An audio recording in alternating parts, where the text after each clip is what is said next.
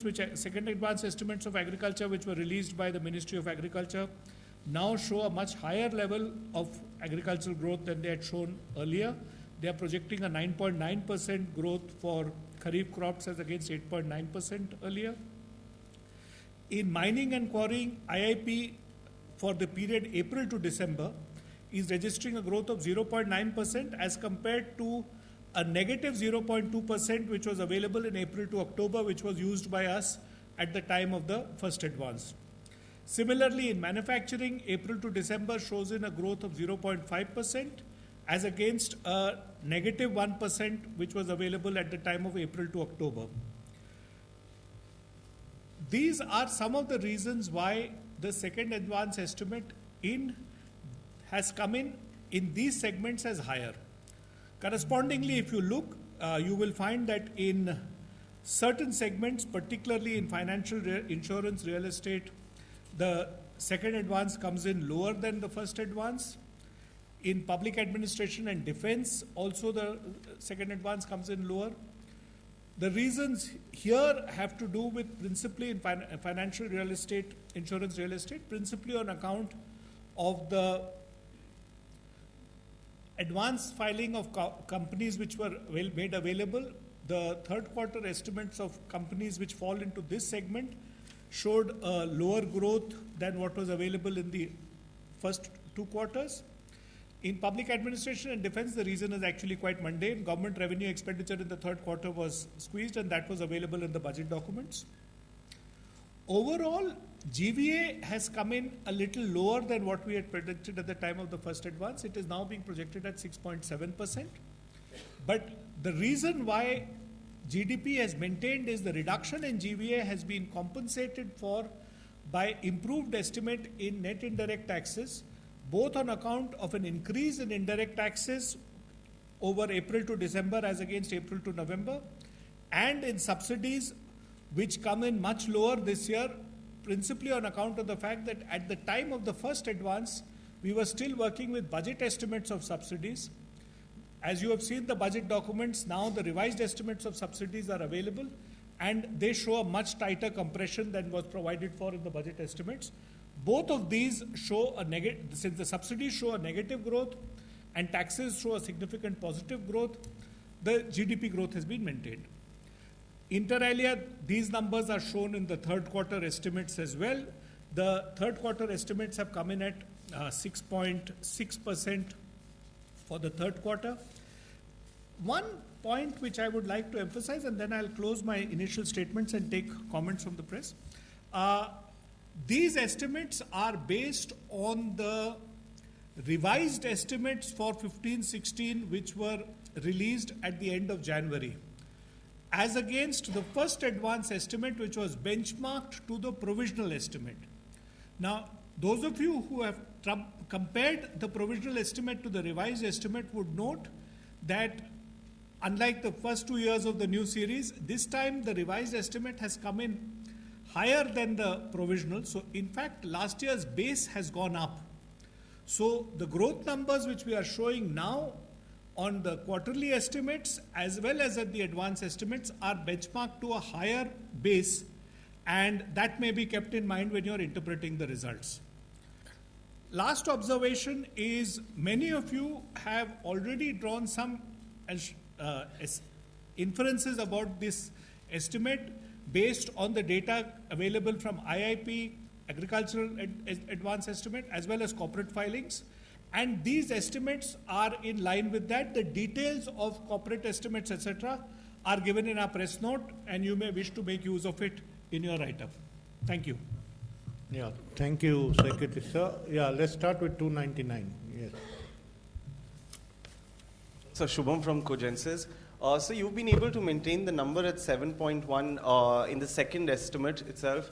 The manufacturing mining has in fact been revised higher. Are we to make that the impact of demonetization is still not captured in the numbers?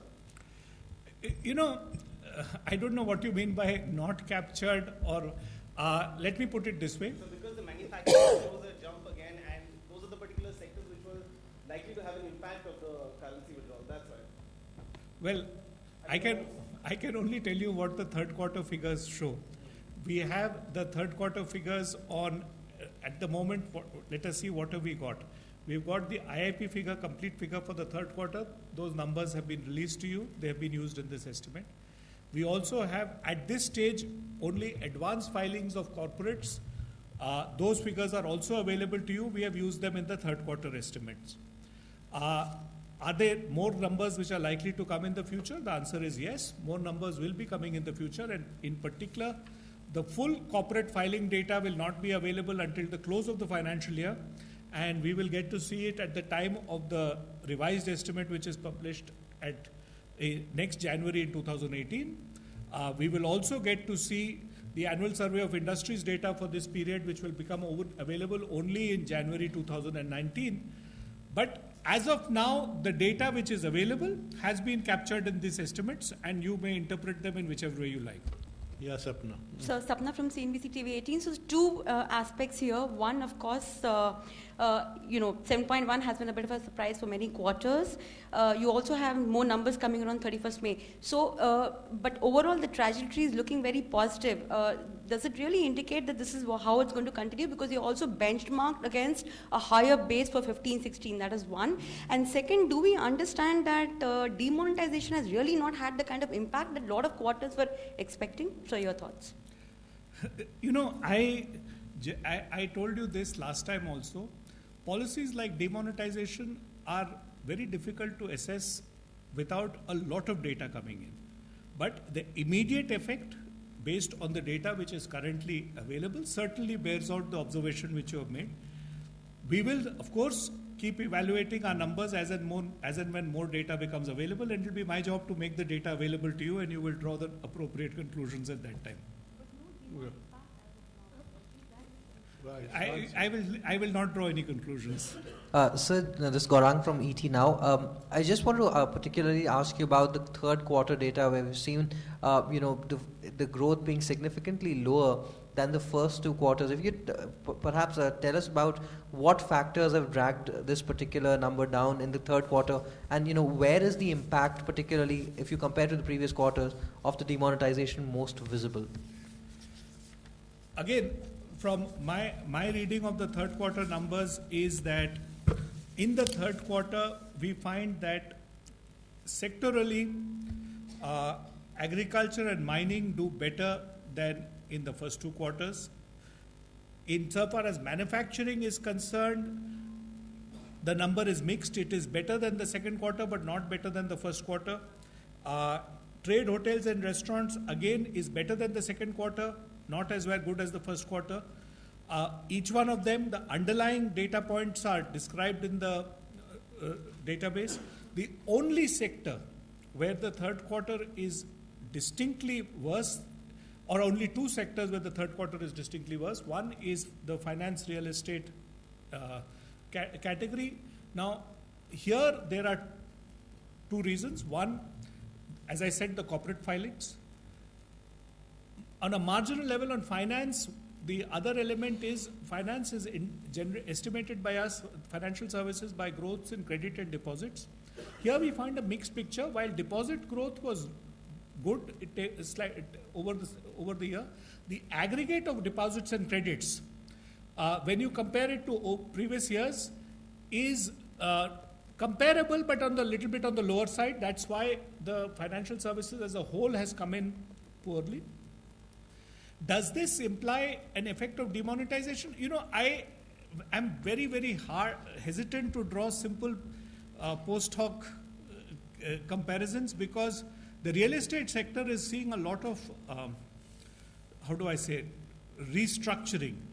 And in part, the restructuring is also, many of you are aware that government has passed the Real Estate Regulatory Authority. So I'm not in a position to tell you what are the factors behind the numbers. I can tell you what the numbers show. But to parse it out, what is it attributed to, I think will require a lot more detailed analysis. And at this stage, we should simply take stock of the numbers and not do simple post hoc analysis. Yeah, please. Sir, I wanted to draw your attention to also the any numbers which reflect on consumer demand for consumer goods, and what has been the picture there for third quarter? I've not calculated it in terms of growth rates. As a share of GDP, consumer private final consumption expenditure in the third quarter is at, as you can see, is at 60%, which is at current prices. Sorry, in constant prices it is 58.7%. This is better than what was seen in the first two quarters. On the whole, what this suggests is that the consumption demand is not a drag as far as the economy is concerned. An area of concern which continues to remain an area of concern is gross fixed capital formation is below 30%, and it was below 30% for all three quarters. Sir, demonetisation के दौरान पूर्व प्रधानमंत्री मनमोहन सिंह ने कहा कि GDP का आंकड़ा काफ़ी नीचे जाएगा। तमाम रेटिंग एजेंसियां ये अनुमान लगा रही थी, तो क्या आप कहेंगे कि ये सारे अनुमान अब गलत साबित हो रहे हैं और जो आंकड़ा आया वो कहीं ना कहीं पक्ष में है, उतना विकास में गिरावट नहीं आई जितना अनुमान लगाया जा रहा था? ऐसा है, मैं किसी के अनुमान पे कमेंट तब भी नहीं करता था, अब भी नहीं करता। मेरे जो ऑब्जर्वेशंस हैं वो अभी तक जो डेटा आया है उसमें क्या स्थिति नज़र आती है, आगे क्या होगा वो अनुमान लगाने वाले अपनी तरफ से अनुमान लगाते हैं, वो अपने मॉडलिंग करते हैं, पर डेटा से जो एस्टिमेट आते हैं वो हमारा काम है आपके सामने समक्ष रखना, वो हमने कर दिया है। अब इसके आप क्या तात्पर्य निकालोगे वो मैं आप पे छोड़ूंगा। Yeah, so this is Sandeep from NDTV. Your second estimate and the first estimate virtually exactly the same, 7.1%. Whereas just last week, the IMF had reduced or cut down India's growth prospects to 6.6%. Why is there a discrepancy between our estimates and other agencies? Is it also because of a different model that we adopt in terms of computing? Okay, I think that's a good point, and let me try to explain. What CSO does is not model-based estimates. CSO has an approach of compilation which is built up from disaggregated categories, and for each disaggregated component, estimation rules are delineated. These estimation rules are in consonance with the procedures laid down in SNA for both advanced estimates as well as in accounting-based estimates. Modelers make behavioral assumptions about the economy and will estimate based on behavioral assumptions about the way they think people behave or should behave. The disconnect between modeling-based estimates and analytic structured estimates of our type based on detailed disaggregated data is not unique to India. It happens in other contexts as well. You may wish to look at articles which have appeared recently. In fact, Bank of England had done a modeling-based assessment of the post-Brexit analysis and the subsequent data revealing what the account estimates are. I will not go into details, but these estimates are there. These types of disconnect happen in other countries as well. We are reporting the estimation which is based on building up from disaggregated rules as laid down in SNA, and our advanced and quarterly estimates are also on those principles. Therefore, this disconnect will happen. Modelers are forward-looking, we are backward-looking for the most part, and it is always a rich area of exercise to see where do modelers need to improve their approach. Yes, sir. Sir, आपने भी कहा कि base year का impact आया है, कि base year में high था, इस वजह से उसका इम्पैक्ट आया था, तो उसका पॉजिटिव इम्पैक्ट आया है इसके ऊपर या नेगेटिव इम्पैक्ट आया है? ऐसा है, जो बेस का चेंज का इफेक्ट है, मेरा तात्पर्य यह था कि जो रिवाइज एस्टिमेट है उससे 2015-16 के जो आंकड़े हैं वो हमने अब थोड़ा ज़्यादा बताए हैं, तो वो और ऊपर हो गए हैं क्योंकि बेस बढ़ गया है। इसलिए नॉर्मली बेस बढ़ने से ग्रोथ रेट्स कम हो जाती हैं, तो क्योंकि हमारी ग्रोथ रेट हायर बेस पे मेंटेन हो रही है इसलिए एक्चुअली ये इफेक्ट थोड़ा पॉजिटिव डायरेक्शन में है। बेस बढ़ा नहीं होता तो ग्रोथ रेट और ज़्यादा होती। Yes, madam. So, in the first advance estimate, you had given a nominal GDP growth rate of 11.9%. I'm sorry, I don't have the current press release. I don't know what it has been revised to. But sir, my question is that the budget did not take the same nominal GDP growth number. The number that they took was 90 basis points less, 11%. So how do you react to the budget not incorporating the CSO estimate? And budget making is a policy exercise. And as Secretary Economic Affairs had explained, and I happened to see that press conference where he was saying, they need to make estimates based for purposes of targeting of revenue and expenditure, particularly expenditure targeting. And if they choose to take a conservative view because they wish to follow a conservative approach to budget making, that is a policy call. Frankly, it has nothing to do with the estimation procedure. We are reporting estimates according to a methodology. Policymakers do, for their purposes, make assessments which may be conservative at times if they want to take a conservative approach to policy. These are calls which you should address to the policymaker, and they will be in a position to explain their rationale as to why they choose a conservative or a more aggressive policy. The policymakers have reasons for those. Sir मैं शिशिर चौरसिया हूँ अमर उजाला से। Sir आज ही OECD के आए थे महासचिव, DA secretary भी थे, उन्होंने घटा के सर 7% कर दिया, जबकि पिछले साल मतलब पिछली बार जो उनका आया था उसका 7.3 था, आपका सर 7.1 है। सर इस पर थोड़ा सा प्रकाश डालें। ऐसा है, मैंने क्योंकि वो देखा नहीं है उन्होंने क्या करा है, मैं उस पर टिप्पणी करना नहीं ठीक समझूंगा। और हर मेथड जो भी लोग एस्टिमेट करते हैं वो अपने कोई एक मेथडोलॉजी फॉलो करते हैं। जो अलग अलग एस्टिमेट्स में फ़र्क होता है वो मेथडोलॉजी के आधार पे फ़र्क होता है। तो आप यदि उनके डिटेल डॉक्यूमेंटेशन पढ़ेंगे तो उसमें कारण जाहिर हो जाएगा। हमारा एस्टिमेशन का तरीका, मेथडोलॉजी, डॉक्यूमेंट और कारण सारे आपके पास हैं। और हमने पहले भी जब न्यू सीरीज रिलीज करी थी तो डिटेल्ड गाइडलाइंस आपको दी थी कि हम किस तरह से कैलकुलेट करेंगे, उसके बेसिस पे ये नंबर्स कैलकुलेट होते हैं। We can make this the last question. You wanted to ask another round? Why that question I thought was relevant was CSO is the government's agency that's collating data, and eventually if the finance ministry is not using that data for their budget calculation, I thought probably there is some bit of relevance there. Is it the first time that something like this has happened? Because that is the most credible number that we get. The numbers were...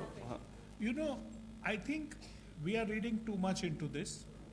The government, where it states estimates, and this is true both in the economic survey and in other government, they cite CSO numbers. When they are making assumptions for purposes of policy assessment, they obviously will need to make something which they can make use of because they want to take a sense of what is likely to happen next year. Now, those are judgment calls which policymakers have to make because they have to factor in a number of issues which they will have to confront going ahead into the economy. Whether they want to keep some elbow room for themselves or so on, these are the main fact is that our numbers are available both to them and to you as benchmarks, and for you to assess whether their approach is rational or not. Rest, the policymaker has to defend their policy choices in front of the public and in the floor of the House, which they will do. It is not for me to question this, and I don't think it is relevant. Our numbers are accepted by them and cited by them in relevant documents. Another supplement. So Gaurang from ET now again. Just one important thing which you had mentioned in the first estimates which you had made was that the excessive deposits which had come in the month of November, you had taken that out of your estimates at the time. In the second estimates which you've made today, how have you treated that particular data? And you mentioned that the full year estimate is the same as the first estimate. Just from your statisticians hat, if the demonetization had not happened, would you have expected some sort of an acceleration, or what would the difference at the time be? There are two questions, but okay, as far as the first one is concerned, it is true. When we did the first advance estimate and in the estimate for financial services, I had pointed out that we had not taken advantage of the growth in deposits and credits, partly because there was a huge surge in deposits in the month of November. What we find is that by the time you come to the full year, that is the period April to December, or in this case April to January, the growth rate has moderated. More importantly, we don't use deposits alone. We take deposits plus credits. And now we have the data for both deposits and credit. That weighted average, which is what was used in the past, behaves much more in line with what we have seen in the past. In part, what we saw was a surge in deposits and a shrinking in credits. Because credits actually is a much higher weight than deposits in our weighted average. The overall number looks very much in line with what we have been using in the past, slightly at the lower side. Therefore, we were comfortable with using this number at this point. At that time, I told you that had I used the number in November, my estimate may have been marginally higher. At this point of time, our feeling was, given the past trend, by not using it, I would have raised the growth rate a little more if I had stayed with the April to October, November, because the number is now slightly low. So on balance, given that there is no reason to disregard the number, the behavior is consistent with the past, we decided to go ahead and stay with our methodology.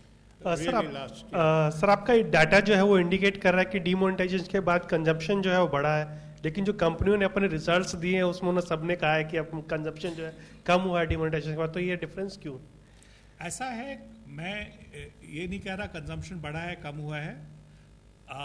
Consumption में कई चीज़ें जाती हैं और corporate durable goods एक element है जो आप जिसका जिक्र कर रहे हो, वो ज़्यादातर ड्यूरेबल गुड्स का है. ड्यूरेबल गुड्स हमारे आईआईपी में भी आपने देखा होगा क्या ग्रोथ रेट आई थी, पर उसके अलावा कंजम्पशन में बाकी चीज़ें भी आती हैं, एग्रीकल्चर प्रोडक्शन भी आता है, कई अदर चीज़ें भी आती हैं, उनका ग्रोथ रेट हमारे सामने है. तो ओवरऑल ग्रोथ इन कंजम्पशन जब हम इन सबको फैक्टर इन करके देखते हैं, वो इसमें इन तथ्यों से दिखता है. Yeah, friends, I'm given to understand that some of you are interested in one-to-one interview with the secretary, but it's a request that if you have such a request, please put it to Ranjana DPO, who is taking care of it. She will decide the time and let you know. So now, after this press conference, no interviews, okay? And thank you for being here. Last one, really? Yeah, okay. Don't want to disappoint you. Maybe somehow able to like maintain the same trajectory, or I have one great advantage. I'm not obliged to maintain the trajectory. I'm only obliged to report the numbers as they come out. And the other advantage I have, since I'm not here to defend policy or to attack policy, I'm simply here to report the numbers as they come out. Most of what I will use at the time of 31st May would become available to you well before that, because the IIP figures, the price figures, the corporate estimates will start coming out from the close of the financial year onwards. So I am not going to talk about whether I'm comfort level. Those are questions you should pose to the policy establishment. As far as I'm concerned, the numbers have borne out two things. One, our approach in the first advance. Many of you were saying how comfortable are we with our approach and how stable it will be. At that time also I told you that our experience with our approach and modeling has been that our estimates tend to be reasonably robust and stable, and that has been borne out. We will of course update as more figures become available. Thank you, Secretary Sir, and thank you, Dr. Mannaji, and thank you, friends. Please join us for tea on 4th floor.